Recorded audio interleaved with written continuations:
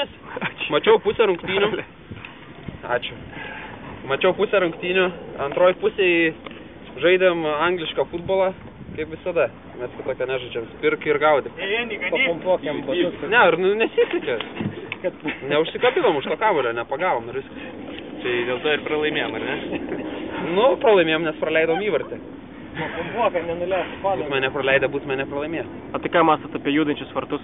Jeigu ne Paulius, būtume laimėję. Organizatoriai kalti. Nes Šiaip reikėjo įvartis krito dėl judančių vartų. Reikėjo išjudint vartus. Šiaip nemačiau epizodą. Gaila. Ką dar galit pakomentuoti? Nežinau, plačiai įsiplėst.